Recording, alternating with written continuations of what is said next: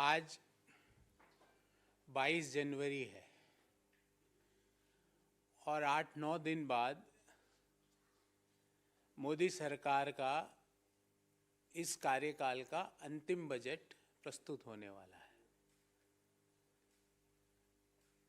क्या उस बजट में इश्यूज हैं, हम विस्तार से उनके बारे में समय समय पर अपनी बात करते आए हैं, पर आज जो इश्यू हम आपके सामने लेके आए हैं वो देश पर कर्ज की स्थिति, द डेट ऑन इंडिया। और ये कर्ज की स्थिति इतनी भयानक बन चुकी है, मैं जो आंकड़े आपके सामने रख रहा हूं, कि आपको जान के ताज्जुब होगा कि हम में से बैठा हुआ प्रत्येक व्यक्ति हमारे ऊपर 1,09,000 रुपये का कर्ज है, जो हमने नहीं लिया है। आपने नहीं लिया 1,09,000 का। हमारे बिहाफ पर भारत सरकार ने हमारे ऊपर 1,09,000 रुपये का कर्ज चढ़ाया हुआ है प्रति हिंदुस्तानी पर। पहले कितना था, कितना 9 साल में बढ़ा है, सारे का आंकड़ा लेके आया हूं।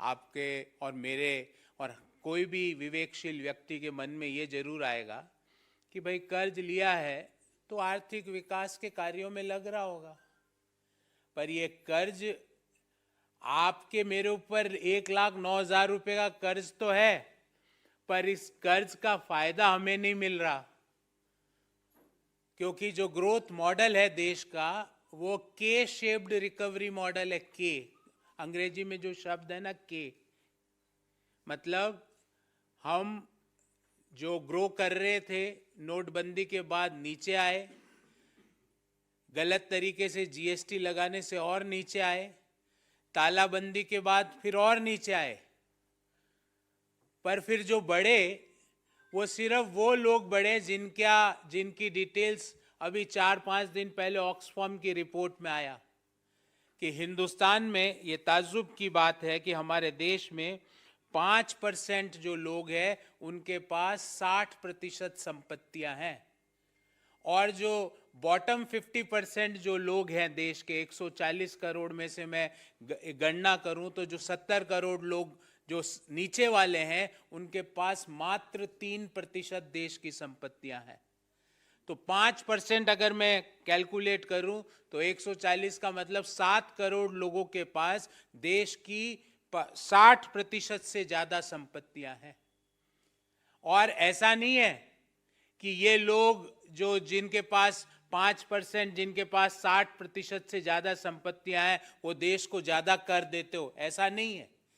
कर हम जो बॉटम 50% के लोग हैं, जो मिडिल इनकम ग्रुप और लोअर इनकम ग्रुप है, अगर हम कर की बात करें तो जीएसटी में हमारा कंट्रीब्यूशन 64% है।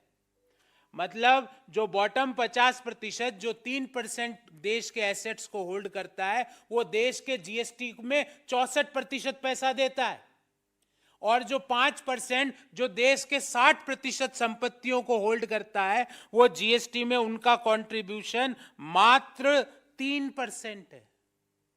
3%, जो फर्स्ट 10% जो देश की जनसंख्या है। तो ये जो के शेप्ड रिकवरी मॉडल है, इसमें जो मोदीनॉमिक्स है उसके लिए हम यही कहेंगे, rising debt, rising unemployment and rising inequality. जबकि राइज किसका होना चाहिए था? जीडीपी का। राइज किसका होना चाहिए था? पर कैपिटा इनकम का। राइज किसका होना चाहिए था कि हमारी रेटिंग जो हंगर इंडेक्स में है वो हमारी रेटिंग मतलब बढ़नी चाहिए थी, नीचे आनी चाहिए थी। तो कुल मिला के जो आज की जो प्रेस वार्ता है वो देश की डेट के ऊपर है। अब मैं विस्तार से एक एक बिंदु, जो मैंने मुख्य बिंदु आपके सामने रखे, विस्तार से एक एक बिंदु पर अपनी बात कहूंगा। जब मोदी सरकार ने सत्ता संभाली तो देश के ऊपर टोटल कर्ज था 55 लाख करोड़ रुपया, 55 लाख करोड़ रुपीस, और 2023 मार्च 31 को अनुमानित है, भारत सरकार का आंकड़ा दे रहा हूं, अनुमानित है 155 लाख करोड़ रुपया। मतलब 55 लाख करोड़ रुपया हुआ सन 1947 से लेके मार्च 31 2014 तक, और मार्च 31 2014 से लेकर मार्च 31 2023 में हो गया 55 का 155 लाख करोड़। आजादी से लेकर 2014 तक प्रति देशवासी पर कर्ज था 43,000 रुपया, जो मार्च 2023 में भारत सरकार के आंकड़ों के अनुसार रहने का अनुमान है 1,09,373 रुपया। और मैंने पिछले 9 साल का पूरा आंकड़ा बनाया, एक टेबल आपके सामने रखूंगा। इस टेबल में प्रति वर्ष भारत सरकार ने कितना कर्ज लिया और पर कैपिटा कर्ज देशवासियों पर कैसे चढ़ा। जो मार्च 2014 में 55 लाख करोड़ का कर्ज था, वो 155 लाख करोड़ का कैसे हो गया मोदी जी? मोदी जी, ऐसा क्या हुआ कि पिछले 9 सालों में जो कर्ज है वो 2.5 गुना से भी ज्यादा बढ़ा है। 43,124 से रुपये से बढ़कर 1,09,373 रुपया। पिछले 9 सालों में प्रति हिंदुस्तानी पर कर्ज बढ़ा है 66,249 रुपये। 66,249 is the increase per capita debt on every Indian in our country. ऐसा क्या हुआ कि 155 लाख करोड़ रुपया हो गया? जो टोटल कर्ज 31 मार्च 2014 को 55 लाख करोड़ था, वो 155 लाख करोड़ कैसे हो गया? और ये पैसा किसके उपयोग में आया, उसका ब्यौरा दे देता हूं। मैंने कई बार राइजिंग अनएम्प्लॉयमेंट की बात करी, मैंने कई बार इस पटल से राइजिंग पॉवर्टी की बात करी कि आज हिंदुस्तान में दुनिया में सबसे ज्यादा गरीब हमारे देश में निवास करते हैं। पर आज आपको राइजिंग इनइक्वालिटी की बात बताता हूं कि ये कर्ज हम ले रहे हैं, हमारे प्रत्येक देशवासी के ऊपर चढ़ रहा है 1,09,373 रुपया। हम में से प्रत्येक हिंदुस्तानी पर चढ़ गया, पर उस कर्ज का फायदा हमें नहीं मिल रहा। फायदा मिल रहा है चंद लोगों को जिनकी वेल्थ बढ़ रही है, बाकी सब लोगों की वेल्थ कम होती जा रही है। और ये मैं नहीं कह रहा, जो मैंने आपको 55 लाख करोड़ से 155 लाख करोड़ बताया, ये भारत सरकार का आंकड़ा है। जो मैं अब आपको ऑक्सफम की रिपोर्ट के अनुसार पढ़ के सुनाता हूं कि देश के 5% अमीर लोगों के पास देश की 60% से ज्यादा संपत्ति है, और नीचे के 50% लोगों के पास देश की मात्र 3% संपत्ति है, 3% वेल्थ है। पर ये नीचे के 50% जिनके पास 3% वेल्थ है, वो जीएसटी देते हैं, देश की 64% वहीं से आ रही है। और जो ऊपर के 10% अमीर लोग हैं, जिनके पास देश की 70-80% की वेल्थ है, वो जीएसटी देते हैं मात्र 3%। मतलब अगर 100 रुपये जीएसटी इकट्ठी होती है, तो जो नीचे के 50% लोग हैं, उनकी तरफ से 64 रुपये इकट्ठी होती है। और जो वेल्दी लोग हैं, जिनके पास देश की 60% से ज्यादा संपत्ति है, वो सिर्फ 3% जीडीपी देते हैं। तो कर्ज ले रहे हैं हम सब लोग, आप लोग, मैं, हम जैसे करोड़ों लोग। बेरोजगारी की बात ही नहीं कर रहा, उसका विश्व रिकॉर्ड तो रोज बढ़ता जा रहा है। कर्ज हमारे ऊपर चढ़ रहा है, और फायदा उस कर्ज का किनको हो रहा है? उन खरबपतियों को जिनकी संख्या दिन ब दिन प्रत्येक वर्ष बढ़ती जा रही है। रिपोर्ट आती है कि इस वर्ष भारत में इतने खरबपति हो गए, पर रिपोर्ट कभी भी ये नहीं आती कि हिंदुस्तान में दुनिया में सबसे ज्यादा गरीब आज हिंदुस्तान में है। रिपोर्ट कभी ये नहीं आ रही कि कोरोना के दौरान जितने लोग दुनिया में गरीबी में गए, उनमें से 79% लोग हिंदुस्तान के थे। तो ये के शेप्ड जो मॉडल है, जिसने high debt, high unemployment, high inflation and high inequality, जबकि हाई क्या होना चाहिए था? High per capita income, high GDP, high rankings on the global platforms, वो हाई होना चाहिए था। वहां पे हम रोज नीचे गिर रहे हैं, और हमने बढ़ा किसको रहे हैं? प्रति व्यक्ति कर्ज को, जो पिछले 9 साल में 2.5 गुना से ज्यादा बढ़ गया। और अगर हम कुल कर्ज की बात देखें, तो कुल कर्ज देश के ऊपर 3.25 गुना ज्यादा बढ़ गया। अब आप कहेंगे साहब कर्ज तो कोई भी देश पर बढ़ सकता है, इसमें क्या है? उसका भी अध्ययन करके आपके सामने लाया हूं कि अगर हम हमारा कंपैरिजन हम जैसे एमर्जिंग इकोनॉमीज से करें, हमारा जीडीपी के अनुपात में हमारा कर्ज है 83%, 83% debt as a percentage of GDP. और दुनिया की एमर्जिंग इकोनॉमीज, क्योंकि भारत एक एमर्जिंग इकोनॉमी है, जो आईएमएफ का आंकड़ा है उनका प्रतिशत एवरेज आता है 64.5%। तो मोदी जी ये 20% ज्यादा कर्ज क्यों ले रहे हो आप जीडीपी के? जो दूसरे देशों को उनकी उसकी जरूरत क्यों नहीं पड़ रही जो आपको पड़ रही है? और इस कर्ज जो हर व्यक्ति के ऊपर जो आपने 1,09,373 रुपए का कर्ज चढ़ाया, उसका फायदा उन व्यक्तियों को क्यों नहीं मिल रहा है? उसका फायदा सिर्फ खरबपतियों को क्यों मिल रहा है? देश में इनइक्वलिटी को क्यों ये कर्ज बढ़ा रहा है? तो इस बाबत हमारे 3 सवाल है कि देश में जो प्रति व्यक्ति कर्ज 43,124 रुपये था 2014 में, वो 2023 में 1,09,373 रुपये, मतलब 9 साल में 2.53 टाइम्स क्यों बढ़ा? पहला सवाल। दूसरा कि आजादी से लेकर 2014 तक 55 लाख करोड़ कुल कर्ज, और 2014 से 2023 तक 155 लाख करोड़ कुल कर्ज, मतलब 2.25 गुना से ज्यादा की बढ़ोतरी क्यों हुई Modi ji?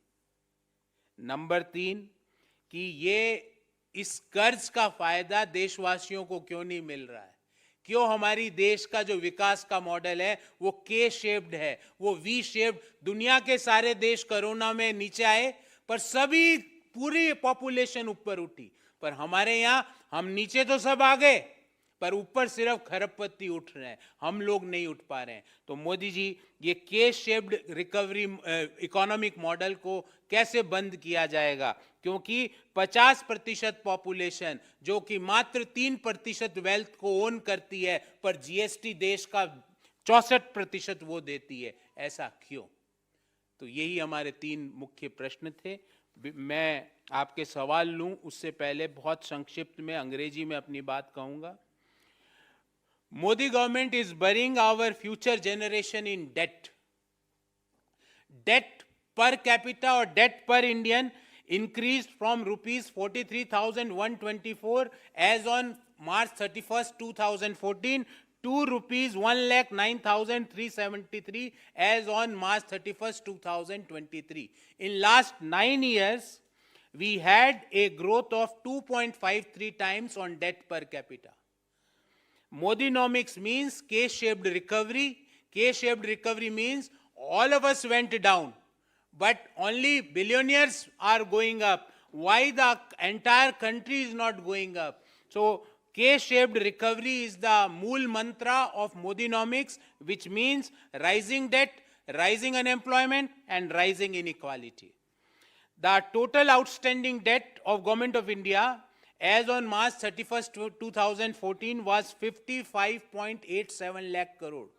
In last 9 years, that had been increased from 55 to 155 lakh crore rupees. Means a jump of more than 2.75 times. And per capita debt jump was more than 2.53 times. So as per IMF, our debt to GDP was 83% in 2022, but emerging market and all developed economies average was 64.5%. Why, Modi ji? We have to survive only on debt. What is the reason? And why the entire population is not having the benefit of this consistent increase in the debt? As per Oxfam report, the wealthiest 5% in our country own more than 60% of the country's wealth, while the bottom half together share just 3% of the wealth. On the other side, 64% of the GST came from the bottom 50% population, and only 3% of the total GST collection comes from the top 10% of the people of our country. Why we are having such an income inequality? Why this rise in debt, which is on each one of us, but the benefit of this is taken away by only few people? In this regard, we had three specific questions. First, why was debt per Indian increased from rupees 43,124 as on 31st March 2014 to rupees 1,09,373 as on 31st March 2023 in the last 9 years, a jump of 2.53 times. What is the reason? Number two, from 1947 till March 31st, 2014, the total debt of the Government of India was 55 lakh crore. But from March 2014 to March 2023, estimated debt had increased from 55 lakh crore to 155 lakh crore, a jump of 2.77 times. Why? And last but not least, why is the money borrowed is just helping in a K-shaped recovery? Means कर्ज भी ले रहे हैं और फायदा हमको नहीं है. हमारे ऊपर 1,09,000 का कर्ज भी चढ़ गया पर फायदा हमको नहीं है. जीएसटी भी हम दे रहे हैं, 64% जीएसटी भी हम ही दे रहे हैं पर फायदा हमको नहीं है. Why we are having K-shaped recovery model with 50% population owning only 3% of the country's wealth is paying 64% of the total GST collection. Why? We want answers from Modi ji on all these three questions. So before I start or open the forum for Q&A, we will entertain first of all specific questions on the subject, and thereafter we can take any other matter.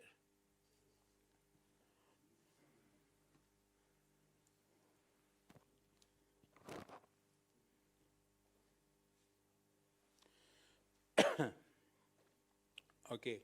No, nothing on this. If you have any other matter, we can enter. Yeah. The center decision to block access to the BBC documentary on Gujarat riots. What is the take of Congress party on it? There is a scheme by Government of India called as Block in India, like Make in India, Startup India. So they had a scheme which calls Block in India. So government doesn't want to see a difficult questions for them. This BBC, if this BBC headquarters were in Delhi, by now the ED might be there on their doorsteps. अगर BBC का जहाँ ये documentary बनी उसका मुख्यालय हिंदुस्तान में कहीं होता तो ईडी, मान लो ईडी बिजी है तो सीबीआई, सीबीआई बिजी है तो इनकम टैक्स बिजी है तो एसएफआईओ बिजी है तो डीआरआई बिजी है तो लोकल पुलिस भी मान लो बिजी है तो ट्रोल आर्मी. पर अनफॉर्चुनेटली फॉर मोदी गवर्नमेंट, आंखें बंद करने से सच्चाई नहीं छुप सकती. आप इन चीजों को बंद कर दोगे उससे सच्चाई छुप जाएगी क्या? We would like to remind Honorable Prime Minister of our country that आपको वाजपेयी जी ने क्या कहा था मोदी जी? ऐसे ही प्रेस वार्ता थी, आपके right hand side, Vajpayee ji के राइट हैंड साइड में आप बैठे हुए थे. उन्होंने कहा राजधर्म निभाओ राजधर्म. कौन से राजधर्म के लिए बोला? वही राजधर्म वो बीबीसी की डॉक्यूमेंट्री दिखा रही है जो आपने नहीं निभाया था, जो आपको भारत के प्रधानमंत्री उस समय के उन्होंने चेताया था, जिनको आप रोज भुलाने का, उनकी नीतियों को, उनके व्यक्तित्व को छोटा करने का प्रयास करते हो. उन्होंने आपको कहा था, वो आप ही के पार्टी के थे, कि राजधर्म निभाओ. और ब्लॉक इन इंडिया से आपको क्या लगता है सच्चाई छुप जाएगी? सच्चाई नहीं छुपेगी. ये इस तरह के हथकंडे, इस तरह का एक्शन, ये लोगों में विश्वास दिलाता है कि वो जो दिखा रहे हैं वो सही है. वरना आपको ये करने की कहां जरूरत पड़ी थी? थोड़े दिन बाद हो सकता है कि और भी इस तरह का, और हमने पूर्व में भी देखा कि इस तरह के काम मोदी सरकार ने किए हैं. वो वर्ल्ड हंगर इंडेक्स में हमारी रैंकिंग खराब आई, हम नहीं मानते. प्रेस फ्रीडम इंडेक्स में हमारी रैंकिंग खराब आई, हम नहीं मानते. दुनिया में सबसे ज्यादा गरीब हमारे देश में है, यूएनडीपी और ऑक्सफोर्ड यूनिवर्सिटी की रिपोर्ट के अनुसार, हम नहीं मानते. कोई भी आप सवाल पूछ लो, हम नहीं मानते. आपके मानने से सवाल खत्म नहीं होगा, सवाल तो एज इट इज वहीं पर है. तो इस स्कीम्स को, इस चीज को आपने ब्लॉक करके प्रूव कर दिया कि जो वो बोल रहे हैं वो सही है, उसमें सत्यता है। ये आपका एक्शन इसको दिखा रहा, आपके मन में घबराहट है।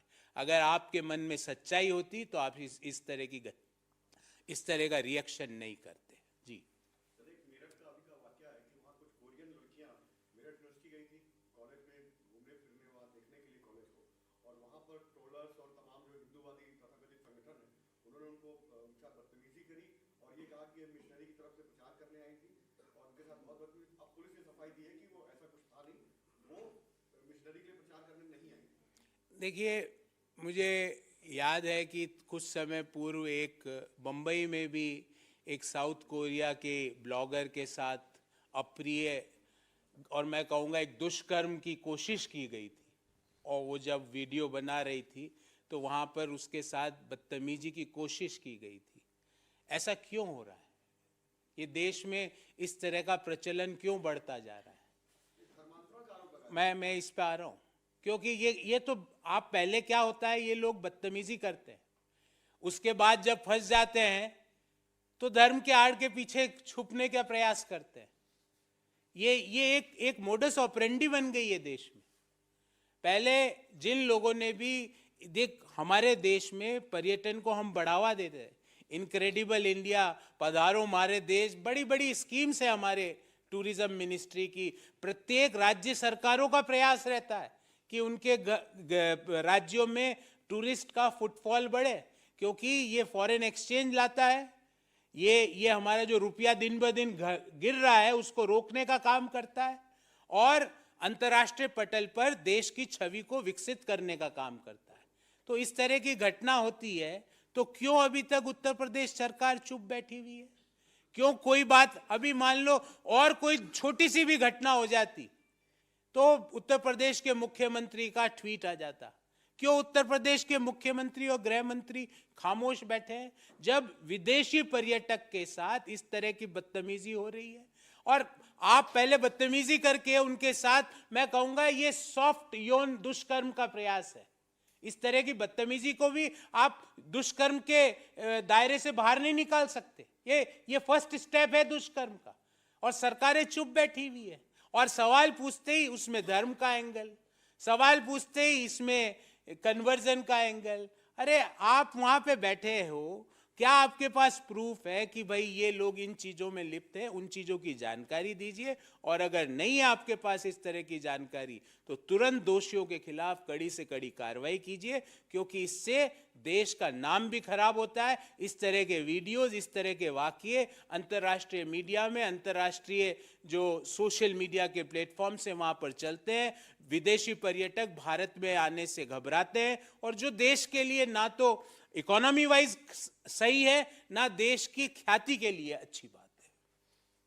सर, मध्य प्रदेश के जो मुख्यमंत्री शिवराज सिंह चौहान का एक बयान आया है, उन्होंने कहा है कि अंग्रेज तो चले गए मगर कांग्रेस ने अंग्रेजी हमारे सर पर डाल दी है। ये एक तरीके का षड्यंत्र था ताकि बड़े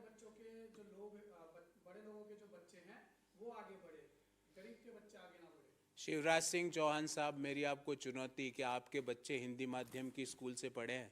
मुझे पता है वो कहाँ से पढ़े। एक बच्चा तो सिम्बायोसिस से पढ़ रहा है, क्या हिंदी माध्यम में परीक्षा दी उस बच्चे ने? मैं आपसे पूछ रहा हूँ। हमारे बच्चे जाए हिंदी माध्यम में, और शिवराज सिंह चौहान के बच्चे अमेरिका, लंदन की यूनिवर्सिटियों में पढ़े, बड़े बड़े विश्वविद्यालयों में पढ़े, अंग्रेजी माध्यम की स्कूलों में पढ़े। सारा ज्ञान है हम लोगों के लिए, सारा ज्ञान है मध्यम आय वर्गीय परिवारों के लिए, निम्न आय वर्गीय। और क्यों करते हैं पता आपको ये बात?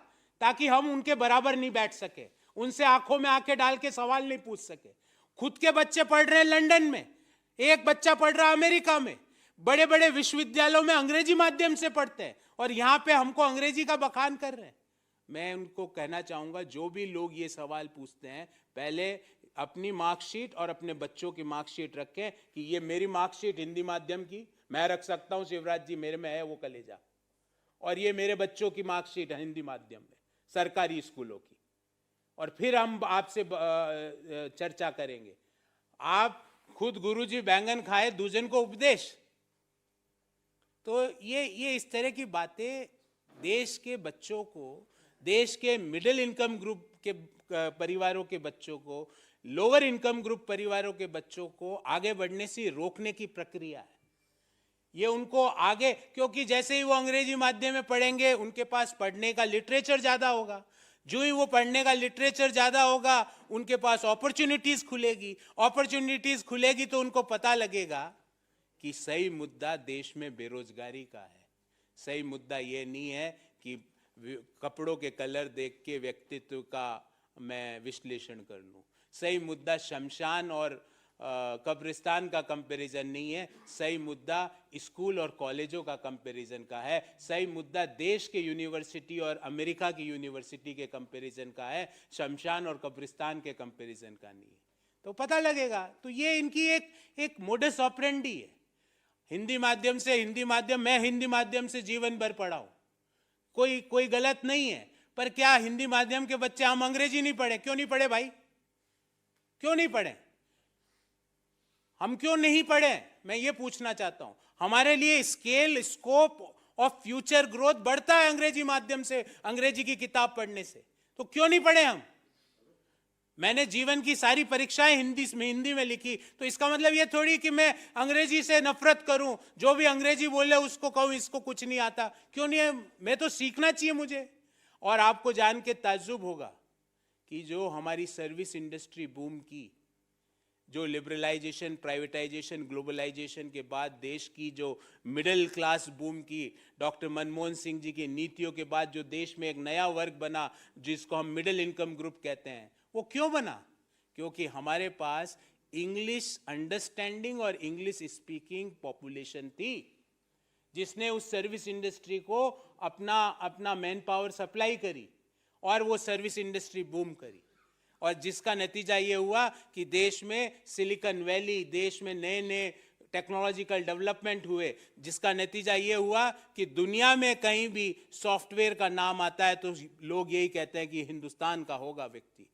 दुनिया में कहीं पे आईटी सर्विस का नाम आता है, भले वो कैलिफोर्निया हो, इजराइल हो या दुबई हो, दुनिया में कहीं नाम आता है कि ये टेक्नोलॉजी है तो बोला है बंदा हिंदुस्तान का होगा।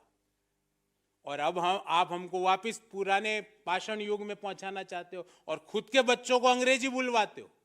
खुद के बच्चे अंग्रेजी में बात करते हैं, अंग्रेजी माध्यम में पढ़ते हैं, और गरीब का बच्चा, मिडिल क्लास का बच्चा अंग्रेजी में नहीं पढ़ना चाहिए, वो सरकारी स्कूल में जाए। राहुल गांधी ने कुछ इंटरव्यू दिया, उसमें उन्होंने कहा कि वो शादी के लिए तैयार है, इंटेलिजेंट लड़की अगर मिल जाए। और कांग्रेस के नेता ये भी कह रहे हैं मेरे पर बहुत दबाव है कि दाढ़ी बना लूं मैं, तो दाढ़ी बना, उन्होंने कहा यात्रा के बाद बना लूंगा। तो कांग्रेस के लोग भी क्या शादी के लिए कुछ देखिए, ये मुझे लगता है उनका बड़ा निजी मसला है। एक व्यक्ति का एक अपना जीवन भी होता है, और मुझे लगता है कि मतलब बोरियत हो रही है। आप कभी तो उनसे पूछो कि राहुल जी ये सरकार रोजगार कैसे देगी? दाढ़ी पे ही बात हो रही है। मैं इस पे आ रहा हूं। इस यात्रा का प्रयोजन को समझिए। इस यात्रा के 3 ऑब्जेक्टिव्स है, 3 पॉइंट एजेंडा, अगर जो मेरी सिंपल अंडरस्टैंडिंग है। नंबर 1, जो सोशल फैब्रिक को डेंट पहुंचा है, उस डेंट को वापस बाहर निकालने के लिए। और डेंट किसने पहुंचाया? शीर्ष पे बैठे हुए व्यक्ति जब कपड़े देख के आदमी का व्यक्तित्व और चरित्र के बारे में भाषण देते हैं तो डेंट लगता है। जब कपड़ों का रंग देख के चरित्र का चित्रण होता है तो सामाजिक जो ताना बाना उस ढांचे पे डेंट लगता है। राहुल जी उस डेंट को रिपेयर करने के लिए आ गए। दूसरा, इस यात्रा का दूसरा प्रयोजन ये है कि हमारा जो डिस्कशन का एजेंडा है, वो डिस्कशन का एजेंडा गलत चीजें बन जाती है। रंग, खान पान, ये इस तरह का मीट खाना है कि उस तरह का मीट खाना है, ये वेजिटेरियन खाना है कि नॉन वेजिटेरियन खाना है। कपड़ों, शर्ट पीला पहन सकता हूं, व्हाइट पहन सकता हूं, ब्लू पहन सकता हूं, ब्लैक पहन सकता हूं, प्रोटोकॉल्स हैं, जबकि ये नहीं होना चाहिए। उनका दूसरा ऑब्जेक्टिव था कि डिस्कशन पॉइंट में आए कि रोजगार, कि ऐसी स्थितियां क्यों बनी कि 45 साल की सबसे बुरी बेरोजगारी मोदी सरकार में आई और आज भी वो बेरोजगारी लगातार कांस्टेंट है। इसका क्या कारण है? इसका क्या कारण है कि हमारे युवा आज रोजगार के लिए मारे मारे भटक रहे हैं। This is point number 2। और एजेंडा नंबर 3 के मुख्य पटल के डिस्कशन में आए कि 411 रुपए का सिलेंडर 1100 रुपए में कैसे पहुंचा। पिछले 9 सालों में सिलेंडर की कीमतें 2.25 गुना बढ़ी। क्या किसी मध्यम आय वर्गीय परिवार की, निम्न आय वर्गीय परिवार की जो मासिक आय है वो 2.25 गुना बढ़ी है? हाँ, मोदी जी के दोस्तों की बढ़ी है, वही ऑक्सफैम रिपोर्ट बता रही है। तो मुझे लगता है कि इन मुद्दों पर मैं और मेरी पार्टी, मुझे लगता है अगर चर्चा करेंगे तो देश के लिए, देश के युवाओं के लिए ज्यादा सार्थक होगा। जो राहुल जी ने अपने विवाह के बारे में कहा वो उनका निजी इश्यू है, मेरा या किसी और का उन चीजों पर टिप्पणी करना मुझे लगता है कि किसी व्यक्ति की प्राइवेसी में दखलंदाजी है, जो हम जिसमें विश्वास नहीं करते। अब मेरे तो पता नहीं कि किसने बोला, किसको नहीं, किसने नहीं बोला। मैंने तो कहा इस 3 ऑब्जेक्टिव के साथ ये यात्रा शुरू हुई।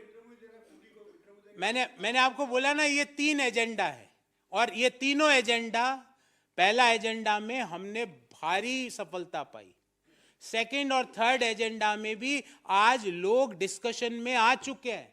देश के बच्चे, युवा जिस तरह से यात्रा में जुड़ रहे हैं उससे लग रहा है, महिलाएं जिस तरह से यात्रा में जुड़ रही है उससे लग रहा है कि देश का, युवाओं का मुख्य एजेंडा रोजगार है, जो इस यात्रा का सेकंड ऑब्जेक्टिव था। और जब यात्रा में महिलाएं देश की जुड़ती है तो हमें इस बात पे और बल मिलता है कि जो हमारा थर्ड एजेंडा था कि राइजिंग इन्फ्लेशन, महंगाई, वो भी डिस्कशन में आ रहा है। तो हमें ये यात्रा बड़ी सार्थक लग रही है। इस यात्रा का जो ऑब्जेक्टिव के साथ, जिस पॉजिटिव माइंडसेट के साथ इस यात्रा की जो शुरुआत की थी, हमने उसमें बड़ी सफलता, और मैं कहूँगा 100% तो विश्लेषण करेंगे यात्रा संपूर्ण होने के बाद, पर बड़ी सफलता हमने पाई है।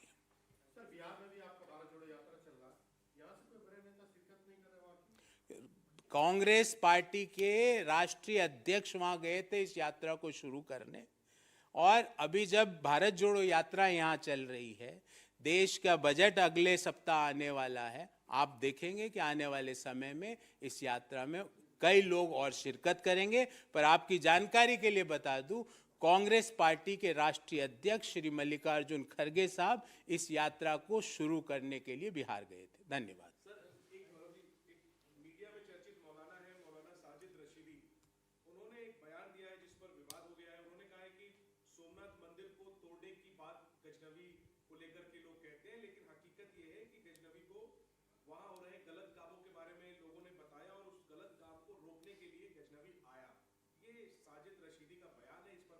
देखिए, ना तो वो इतिहास के कोई जानकार है कि उन्होंने इतिहास में पीएचडी कर रखी हो, कि भाई उनकी, या तो वो दिखाए कि भाई मेरा पीएचडी का टॉपिक था वो काल जिस समय ये सारी इश्यूज हुए थे। मैंने अपने जीवन के 20 साल उसके इतिहास के रिसर्च में बनाए। मैं तो आग्रह करूँगा कि ऐसे लोग सिर्फ अखबार में अपनी खबर छपवाने के लिए इस तरह की बातें करते हैं। हमें बातें देश के लोगों से जुड़े हुए मुद्दों पर करनी है। ऐसे लोगों पर प्रतिक्रिया मुझे नहीं लगता कि मैं या किसी भी समझदार व्यक्ति को देनी चाहिए। इतिहासकार कोई बात करे, प्रमाण के साथ करे, तो कोई बात भी समझ में आए। पर ऐसा मैं भी कुछ भी बोल दूं बिना इतिहास के जानकार, जैसे प्रधानमंत्री जी किसी भी विषय पर कुछ भी बोल देते हैं ना, तो उनकी बातों को दिल से कौन बुरा नहीं मानते, हम उनको मन से माफ कर देते। धन्यवाद।